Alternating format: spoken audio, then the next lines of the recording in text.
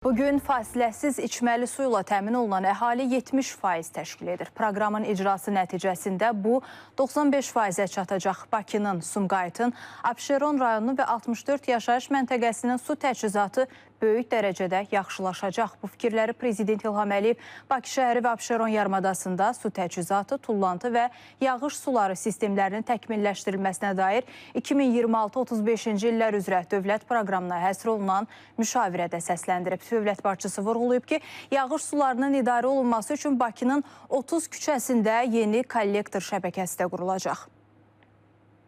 Bakının və Abşeron yarımadasının içməli su problemləri əfsuslar olsun ki, uzun illər ciddi problem kimi qarşımızda durur.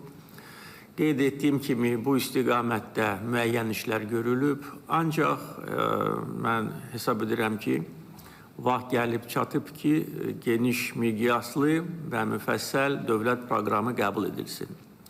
Və bu proqram həm Bakı şəhərini, onun qəsəbələrini, Sumqayıt şəhərini və Abşeron rayonunu əhatə edəcək.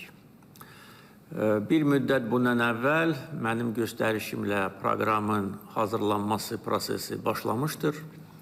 Və demək olar ki, proqram hazırdır. Biz bugün həm bu proqramı müzakirə edəcəyik, eyni zamanda görülmüş işlərlə bağlı danışacağıq və görüləcək işlərlə bağlı müzakirə aparacağıq. Bu proqramın əsas məqsədi qeyd etdiyim kimi Bakı və Abşeron yarımadasını dayanıqlı içməli su ilə təmin etməkdir. Proqram 2035-ci ilə qədər icra olunmalıdır.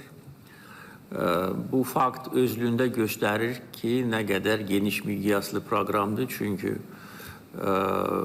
vaxt lazımdır ki, bunu biz tam icra eləyək.